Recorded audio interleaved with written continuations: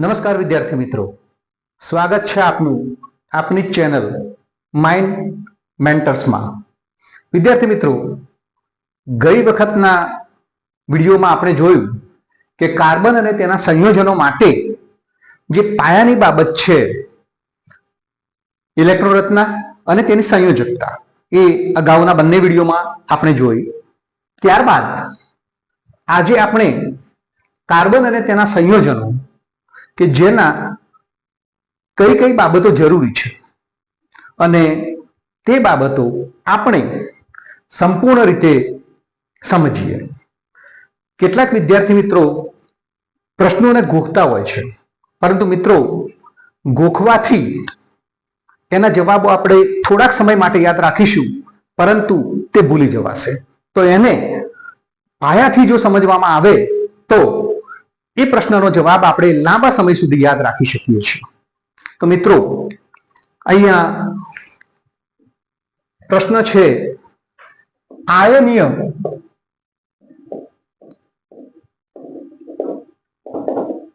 સંયોજનોના ગુણધર્મો જણાવો। આયનીય સંયોજનોના ગુણધર્મો જણાવો। તો આયનીય સંયોજનો શું છે, આયોનિક કમ્પાઉન્ડ શું છે, એ આપણે પહેલા સમજીએ। તો આયનીય સંયોજનો સમજવા પહેલા આયનીય બંધ વિશેની આપણે માહિતી મેળવીએ। તો આયનીય બંધ કોની વચ્ચે બને છે? તો ધન આયન અને ઋણ આયન, ટૂંકમાં ધાતુ અને અધાતુ વચ્ચે જે બંધ રચાય છે એને આયોનિક બંધ તરીકે ઓળખવામાં આવે છે। તો ધાતુ અને અધાતુ વચ્ચે રચાતા બંધને આયનીય બંધ કહે છે। હવે ધાતુ અને અધાતુ વચ્ચે કઈ રીતે આ બંધ રચાય છે એ પહેલા સમજીએ આપણે। તો આધુનિક આવર્ત કોષ્ટક છે એની અંદર ડાબી બાજુ જે તત્વો આવેલા છે એ ધાતુ તત્વો છે અને જમણી બાજુ આવેલા જે તત્વો છે એ અધાતુ છે। ટૂંકમાં સોડિયમ, મેગ્નેશિયમ, એલ્યુમિનિયમ, કેલ્શિયમ આ બધા ધાતુ તત્વો છે અને જમણી બાજુ આવેલા બ્રોમિન, ક્લોરિન, આયોડિન આ બધા અધાતુ તત્વો છે। તો ધાતુ અને અધાતુ વચ્ચે કઈ રીતે આયનીય બંધ બને છે તે જોઈએ આપણે। તો સોડિયમ તત્વ છે જેનો પરમાણુ ક્રમાંક 11 છે, જે આપણે ગયા વિડીયોમાં જોયો છે। તો એની ઇલેક્ટ્રોન રચના 2 8 1 છે। હવે આપણને ખબર છે કે ધાતુ તત્વ તેમાં અષ્ટક રચના પૂર્ણ કરવા માટે 1 ઇલેક્ટ્રોન ગુમાવે છે અને પરિણામે એને પ્લસ ધન આયન બનાવે છે અને આ 1 ઇલેક્ટ્રોન એ ગુમાવે છે। જ્યારે અધાતુ તત્વ Cl જેનો પરમાણુ ક્રમાંક 17 છે, જેની ઇલેક્ટ્રોન રચના 2 8 7 છે। હવે ક્લોરિન છે એ પોતાની અષ્ટક રચના પૂર્ણ કરવા માટે બાહ્યતમ કક્ષામાં 7 ઇલેક્ટ્રોન છે, એટલે 1 ઇલેક્ટ્રોન મેળવે છે। 1 ઇલેક્ટ્રોન મેળવી અને તે Cl માઇનસ આયન બનાવે છે અને પોતાની અષ્ટક રચના પૂર્ણ કરે છે। તો મિત્રો આયનીય બંધની અંદર ધાતુ અને અધાતુ તત્વો કે જે ઇલેક્ટ્રોન ગુમાવી અને બીજો છે ઇલેક્ટ્રોન મેળવે છે અને પરિણામે Na++ Cl- અને NaCl બને છે। તો મિત્રો આ પાયાની બાબત છે એ એના ગુણધર્મો સમજવા માટે ખૂબ જ અગત્યની છે। તો આ બાબત તમે ખાસ યાદ રાખશો। ત્યારબાદ આપણે તેના ગુણધર્મો જોઈએ, આયનીય સંયોજનોના ગુણધર્મો, જેથી આપણે સરળતાથી યાદ રાખી શકીએ। તો એનો પહેલો ગુણધર્મ છે કે આયનીય સંયોજનો છે તેમની વચ્ચે આંતરઆણ્વીય આકર્ષણ બળ પ્રબળ હોય છે। તો આયનીય સંયોજનોમાં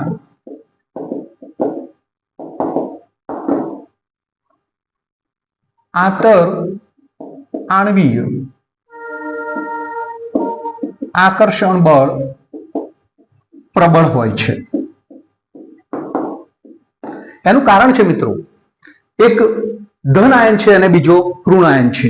જ્યાં ધન અને ઋણ એકબીજા સાથે ભેગા થાય છે ત્યારે એમાં આકર્ષણ બળ ખૂબ જ વધુ હોય છે.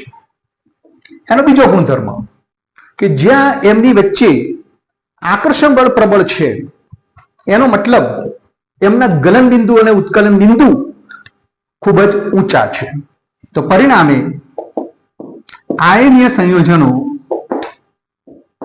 ના ગલન બિંદુ અને ઉત્કલન બિંદુ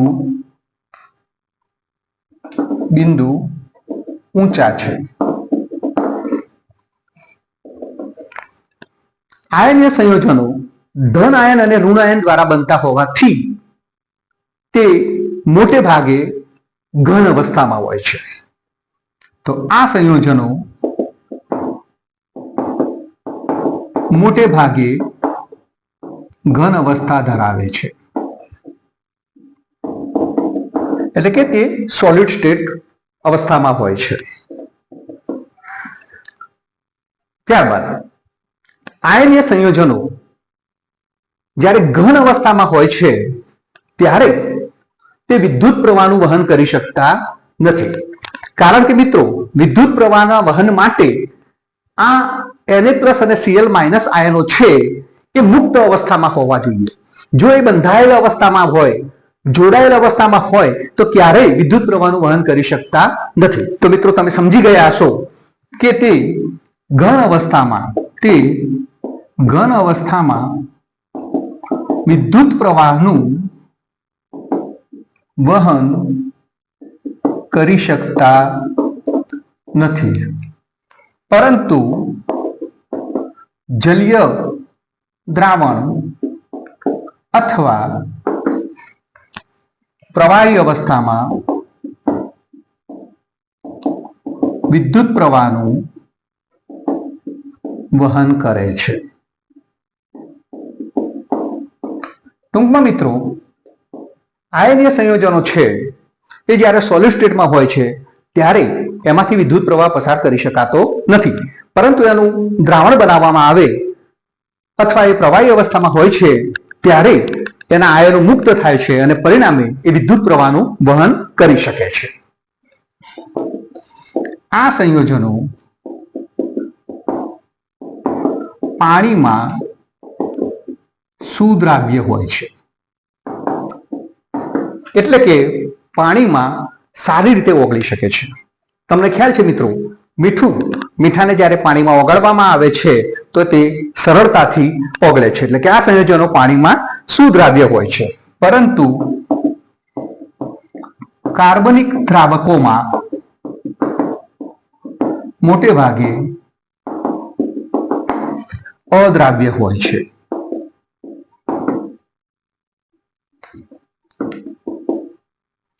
તો મિત્રો, એમ થતું હશે કે કાર્બનિક દ્રાવકો એટલે શું? તો મિત્રો, પેટ્રોલ છે, કેરોસીન છે, એ બધા કાર્બનિક દ્રાવકો છે કે જેમાં ધ્રુવ્ય બંધ હોતો નથી અને જેમાં મીઠાની જેમ એટલે કે Na+ અને Cl- એ ધ્રુવીય અવસ્થામાં હોય છે, જ્યારે આમાં ધ્રુવીય અવસ્થા હોતી નથી અને એટલા માટે એને કાર્બનિક દ્રાવકો કહેવામાં આવે છે. અને મોટાભાગના પદાર્થો જે પાણીમાં દ્રાવ્ય હોય છે એ કાર્બનિક દ્રાવકોમાં અદ્રાવ્ય હોય છે. તો મિત્રો, આયનીય સંયોજનના ગુણધર્મ તમને સ્પષ્ટપણે આવડી ગયા હશે. આમાં સહેજ પણ ગોખવાનું નથી અને સમજીને પ્રશ્નો તૈયાર કરવાના છે. તો આયનીય સંયોજનના ગુણધર્મો આપણે ફરીથી એક ફેર જોઈ લઈએ આપણે કે આયનીય સંયોજનોમાં આંતરઆણવીય આકર્ષણ બળ ખૂબ જ પ્રબળ હોય છે. આયનીય સંયોજનોના ગલન બિંદુ અને એના ઉત્કલન બિંદુ પ્રમાણમાં ઊંચા હોય છે. આ સંયોજનો મોટા ભાગે ઘન અવસ્થા ધરાવે છે. તે ઘન અવસ્થામાં હોય ત્યારે વિદ્યુત પ્રવાહનું વહન કરી શકતા નથી, પરંતુ જલીય દ્રાવણ અથવા પ્રવાહી અવસ્થામાં હોય ત્યારે વિદ્યુત પ્રવાહનું સરળતાથી વહન કરી શકે છે. આ સંયોજનો પાણીમાં સુદ્રાવ્ય હોય છે, પરંતુ કાર્બનિક દ્રાવકોમાં મોટા ભાગે તેઓ અદ્રાવ્ય હોય છે. ઓકે, તો અહીંયા આપણે આયનીય સંયોજનોના ગુણધર્મો જોયા. ત્યારબાદ આપણે સહસંયોજક સંયોજનોના ગુણધર્મ જોઈશું અથવા કાર્બન સંયોજનોના ગુણધર્મો જોઈશું. તો આ બંને પ્રશ્નો આપણે એક સાથે સાંકળી લઈએ. તો અહીંયા કાર્બન સંયોજનોના ગુણધર્મો જણાવો, અથવા આ પ્રશ્નને આ રીતે પણ કહી શકાય,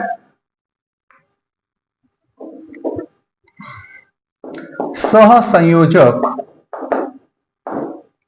સંયોજનોના ગુણધર્મો જણાવો. તો મિત્રો આ પ્રશ્ન પણ આપણે બરાબર સમજી લઈએ. સહસંયોજક સંયોજન, જેમ આયનીય સંયોજનોમાં ધાતુ અને અધાતુ વચ્ચે બંધ રચાતો હતો, એમ અહીંયા કાર્બન અથવા સહસંયોજકની વાત આવે ત્યારે બંને અધાતુ તત્વો હોય છે.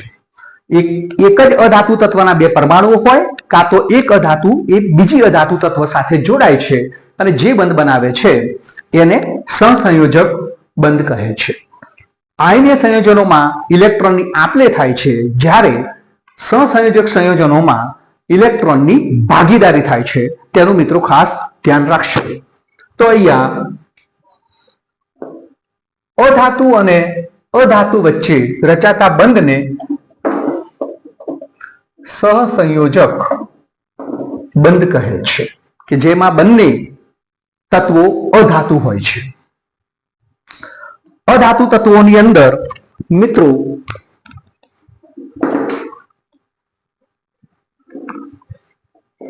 હાઇડ્રોજન સાથે બંધ બની અને H2 અણુ બને છે.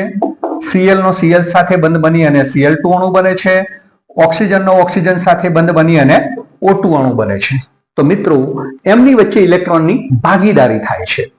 તો આ રીતે સહસંયોજક સંયોજનો બનતા હોય છે. હવે આપણે તેના ગુણધર્મો જોઈએ. તો સહસંયોજક સંયોજનોના ગુણધર્મો, તો અહીંયા આયનીય સંયોજન જેમની વચ્ચે પ્રબળ આંતરઆણવીય આકર્ષણ બળ હોય છે, પરંતુ સહસંયોજક સંયોજનોમાં આંતરઆણવીય આકર્ષણ બળ નિર્બળ હોય છે. તો કેમ?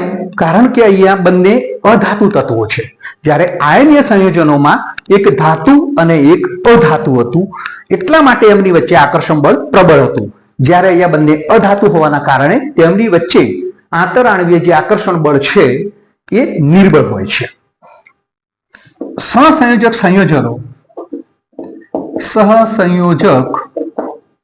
સંયોજનો ના ગલન બિંદુ અને ઉત્કલન બિંદુ નીચા છે.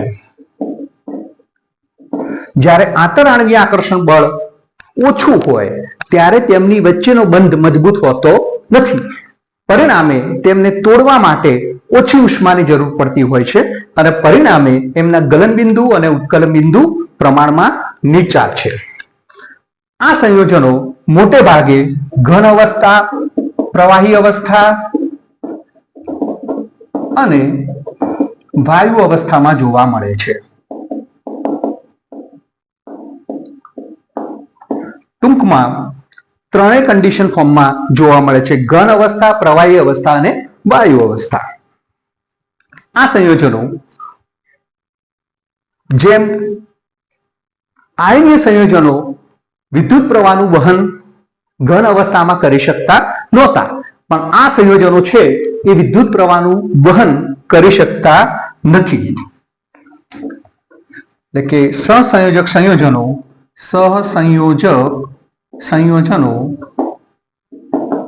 વિદ્યુત પ્રવાહનું વહન કરી શકતા નથી, કારણ કે તેમાં મુક્ત આયનો હોતા નથી. અને ત્યારબાદ છેલ્લો પોઈન્ટ જોઈએ કે આ સંયોજનો પાણીમાં અદ્રાવ્ય હોય છે, પરંતુ કાર્બનિક દ્રાવકોમાં દ્રાવ્ય હોય છે. જ્યારે આયનીય સંયોજનો હતા એ પાણીમાં દ્રાવ્ય હતા, જ્યારે કાર્બનિક દ્રાવકોમાં અદ્રાવ્ય હતા.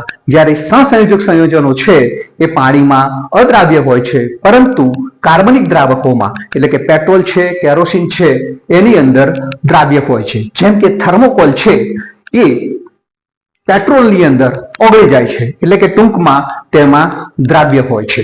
તો મિત્રો આજે આપણે જોયું કે આયનીય સંયોજનો અને સહસંયોજક સંયોજનો કયા પ્રકારના ગુણધર્મો ધરાવે છે.